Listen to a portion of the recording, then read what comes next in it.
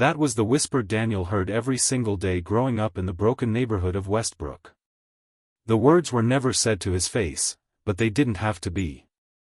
The smirks of teachers, the dismissive nods of neighbors, and the cold stares of classmates told him everything. From the age of 6, Daniel Walker was labeled a lost cause, fatherless, poor, stuttering, and shy.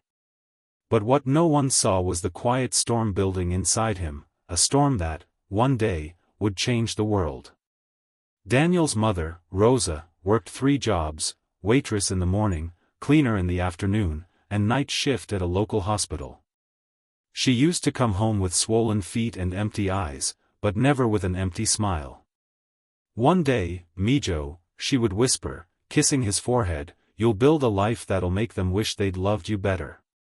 Her hope was stubborn, her love louder than the world's judgment. By the time Daniel was 10, he had become invisible at school. Kids laughed when he answered questions, not because they were funny, but because he stuttered badly under pressure.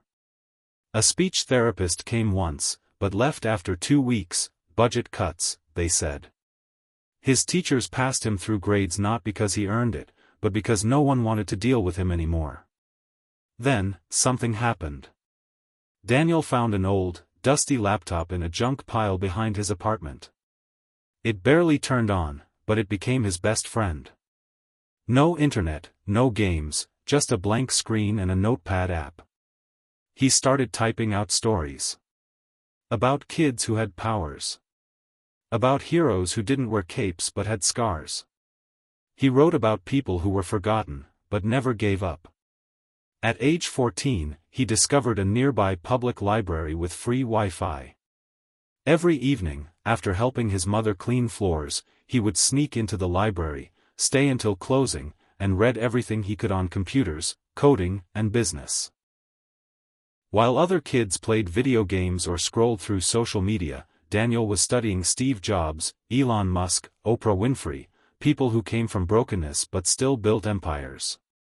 Still, no one noticed. And when they did, they laughed. One of the most painful memories he carried was when he stood in front of his 9th grade class to present an idea for a school project, an app that could help students with speech difficulties. Before he could finish his first sentence, the teacher interrupted, "Daniel, maybe stick to something simpler, for your level." The class burst out laughing.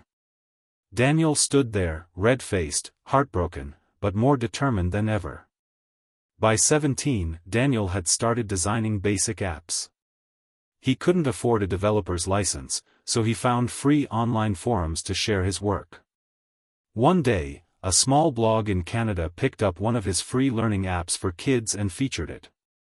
That single article brought him 10,000 downloads overnight. Suddenly, people started noticing. But not the ones he expected. A retired tech investor named Mr. Grayson found the app while helping his granddaughter. Impressed, he sent an email, "You've got talent. I want to meet the mind behind this." Daniel almost didn't believe it. When they met, Daniel came in his only clean shirt, borrowed shoes, and a heart full of hope. Mr. Grayson didn't care about any of that. He saw what the world had ignored. For the first time in Daniel's life, someone with power believed in him. With Grayson's mentorship and a small $5,000 seed fund, Daniel launched his first real company at 19, a platform to help struggling students connect with volunteer tutors around the world. Within 2 years, it was being used in 25 countries. But Daniel's journey wasn't without more pain. His mother died of heart failure just before he secured his first major investment. She never got to see the first office, the first employees, or the first million. Her last words were whispered through a hospital oxygen mask. "Promise me, Mijo, you won't stop." He never did. By 25, Daniel had founded 3 companies, one of which, Rise on Tech, revolutionized personalized learning with AI-driven tools. It became the most downloaded educational platform in 80 countries. By 29, Daniel was on the cover of Forbes, named one of the youngest self-made billionaires in America. But the real story wasn't the billions. It was the moment he returned to his old high school, 10 years after being laughed out of the classroom. This time, he wasn't wearing hand-me-downs. He walked in as the keynote speaker for graduation. The auditorium was silent as he stood on stage. Some of his old teachers watched from the crowd, jaws clenched in disbelief. Daniel took the mic and began his speech.